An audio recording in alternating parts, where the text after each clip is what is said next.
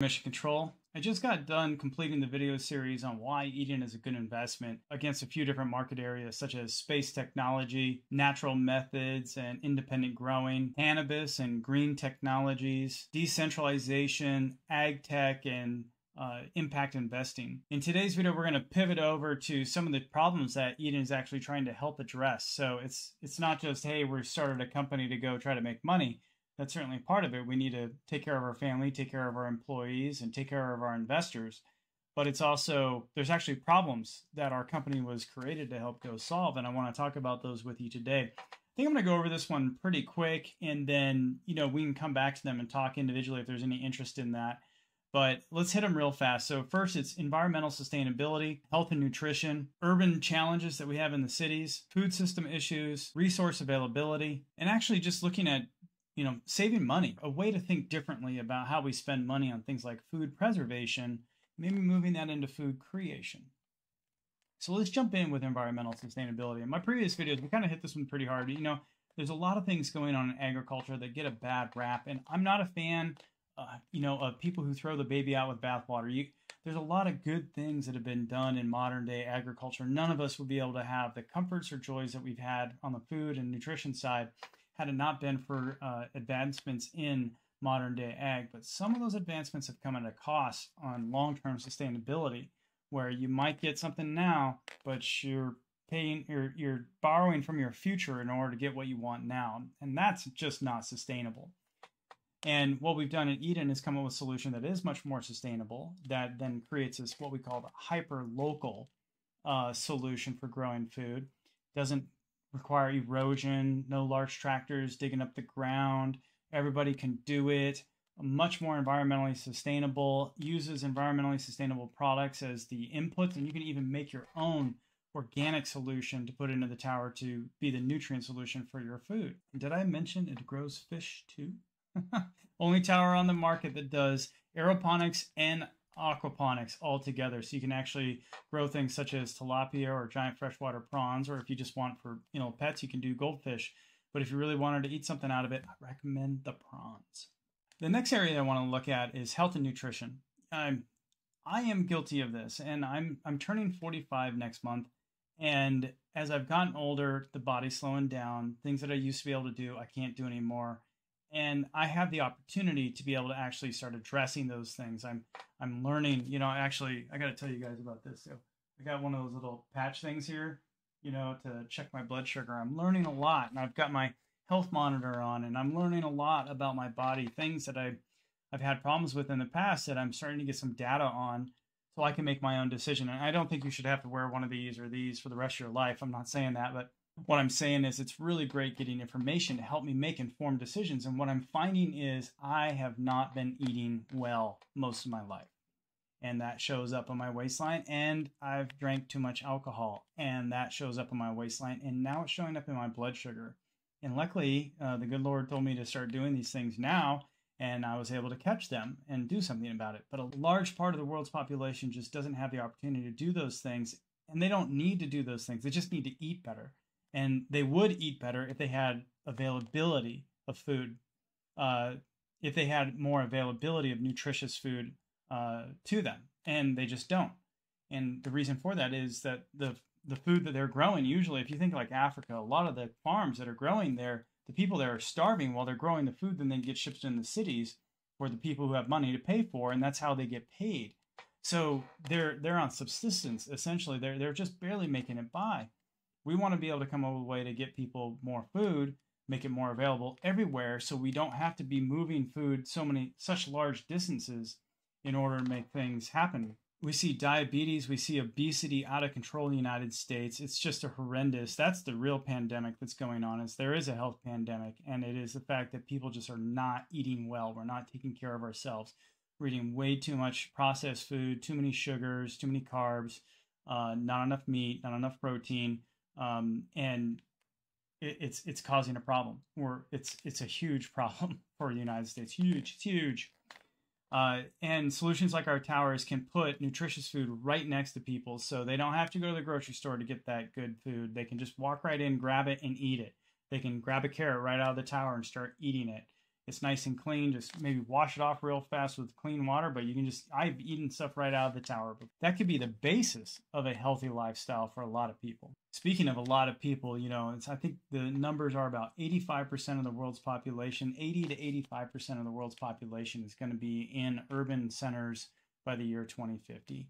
I think we're actually ahead of that already. And what we're seeing is you have all these people who are in the cities. Well, they depend on really long logistical supply chains in order to get them their food.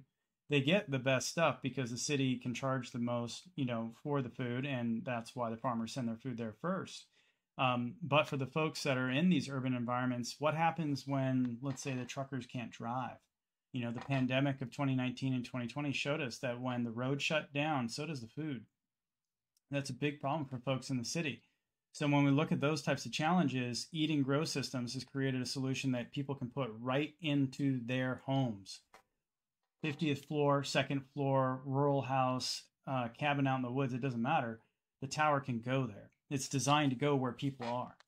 That's a great solution. That creates a lot more security for folks living in the cities, and it gives them independence to be able to grow their own food. And if we get enough people together, let's say, you know, use the building example, first floor, fifth floor, 10th floor, 50th floor. If you got 2 or 3 towers on each of those floors, they could get together and they can have a meal, multiple meals, and they could be exchanging and have community and share. We got a great solution for those folks. Another challenge that we have in urban areas is what is known as a food desert. Now, this isn't just an urban thing. It can happen out in rural areas as well, but we most see it where there's a high population density and there's just no fresh food available. So you go into their convenience stores and you see Gatorade, Mountain Dew, Doritos, licorice, Red Vines, whatever, a whole bunch of stuff, a lot of processed foods that come in on trucks. And we see in those areas also the highest amounts of obesity and diabetes. The food they eat. Again, the solution that we've come up with can allow communities, community leaders to take old rundown buildings and just roll in our towers faster than the time it takes to get a permit to build a new building or modify a building. You can just go in, clean a building, roll our towers in, and you can immediately set them up and get going. That's an immediate impact to people. And by the time the other solutions get through their permitting process, we'll have already started yielding crops. It's a great solution for underrepresented communities around the world. There are other solutions out there that allow for indoor growing, but not all of them take into consideration some of the things I'd like to talk about next, such as the learning curve of growing food. I know when I first started this journey, I was one of those people, I was full of myself. I thought all you need is sunlight, dirt, soil, been corrected on that a lot, water, right? And the seed, put it in the ground and let it grow, and you're going to get food. And that is so not the case. That is the basics. Those are the basics, but that is not what it takes to really grow sustainable food, long-term food, food you can depend on. You'd be lucky if you get a crop that first go around, and then doing that over and over and getting consistent yields. That's hard. And then you have the pest, you have the disease, you have the weather changes, all these things going to growing food. And our system takes all of those learning curves and just basically flattens them. The computer control that we give, the concierge service that we provide, we're right there with you while you're growing.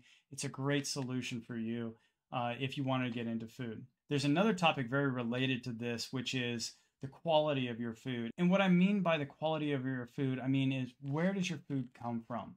What's in your food? Is it clean? If it's genetically modified, have you been made aware of that? If Roundup was used, have you been made aware of that? If other pesticides and herbicides were used, have you been made aware of that? Where did your seeds come from if you're growing food? Those types of questions are serious questions as we get into the future. We see 2 different approaches, one in the United States and one in Europe. Europe is really starting to ratchet down on these things, much clearer labeling. In the United States, it's more of a free-for-all. You really don't know what you're going to get. With solutions like what we've done in Eden, you do know what you get. You can go to any reputable seed supplier, you can ask them the questions, and you start growing your food. You can grow those things to where they seed. You can collect your own seed. You can keep propagating your own seed, and then even start optimizing species for your solution for the grow tower that then become better and better and better, and you control the seed. He who controls seed controls life.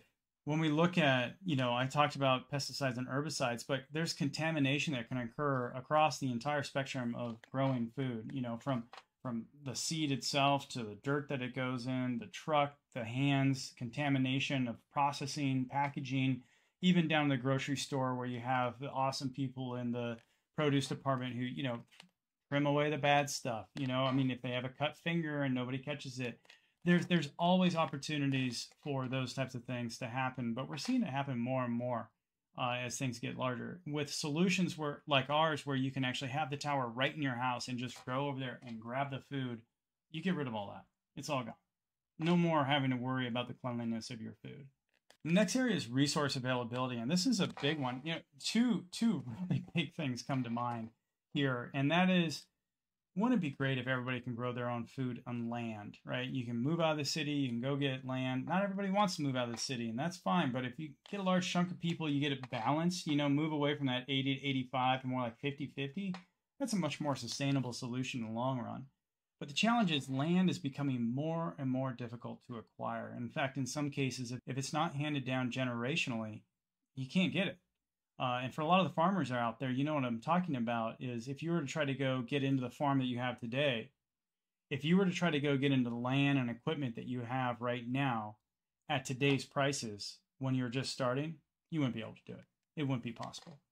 So what we're seeing is large corporations come in, they're buying a lot of land, the farmers are having a tough go. I think there's a lot of reasons for that. That's a whole nother episode. But they're getting pushed out, essentially.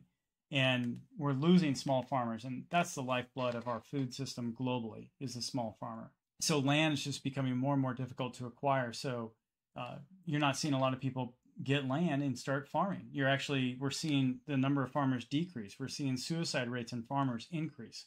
It's a bad news story right there. We need to do something different. The next area of resource availability is water, specifically clean water that you can use to grow your food. Traditional agriculture uses standard irrigation methods, above ground irrigation.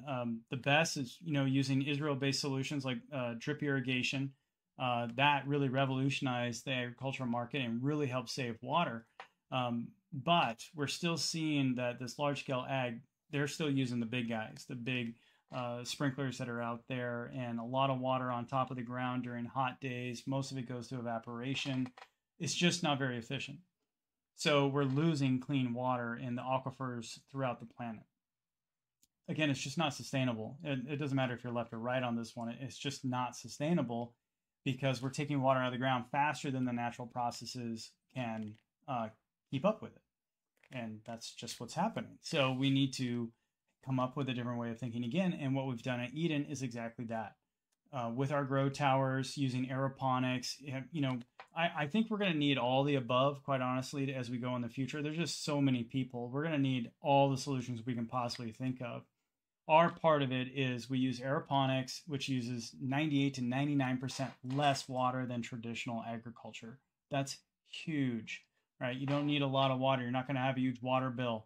And the tower is completely computer controlled, so it turns on and turns off when you need it. It's not constantly running. Saves electricity. Really easy to use. 5 minutes a day to maintain it. It's simple. So when we look at across all these problems that I've spoken about, the environmental stuff, the health and nutrition, we look at the folks living in the cities and the challenges they have there, resource availability. There's one last area I want to talk about, which is just kind of shifting our ideas about where we spend money. When you look at your home, if you live out in the country, I can guarantee you have at least one refrigerator and probably a chest freezer, right? At minimum, you'll have those two things. And then if you're growing your own food, you're going to have canning supplies. You're going to have pressure cookers. You have to get new lids every year for your cans. You probably have a dehydrator if you're lucky. Maybe if you're super lucky, you even have a freeze dryer, right? And if you add up all those costs, plus your garden costs, how much it costs to build it, and let's not forget your fencing to keep the pests out, and all the time that you spend on tools and digging up everything that's out there, all the weeds and the bugs and everything. If you were to kind of shift and you say, I spend a lot of money on preserving food. What if I spent that money on growing it instead? So that maybe instead of having to have, a really big refrigerator to keep all your fresh food in, why not just have your fresh food over here and a smaller refrigerator?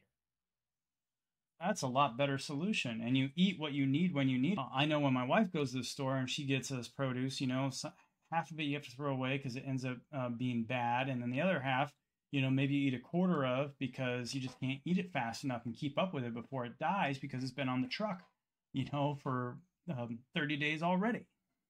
So having your food right next to you, your herbs, just imagine going over, grabbing your herbs right off of the tower and cooking with them right there. Can't get any better than that.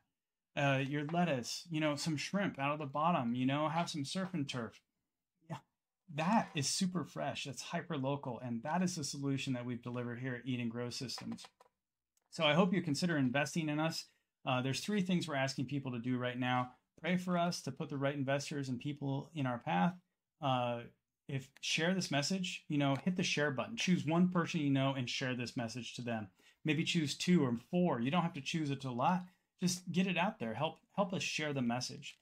And the last thing is to pledge, to go to www.eatandgrowsystems.com/RegCF and make a pledge to support us in our regulated crowdfund, RegCF, where you can actually get equity in the company. It's not like a normal crowdfund where, something like GoFundMe or Kickstarter, where you put some money in and maybe you get a little keychain or whatever. You're actually going to get equity in the company here. And we're doing everything we can to make sure that your dollar goes as far as possible and that we help address all these problems that I just got done talking about. So I hope you will consider pledging today. But I thank you very much for following along. Hope to see you on the next video. Don't forget to like, subscribe, and ring that bell so you get notified. In the meantime, this is The Real Martian, out.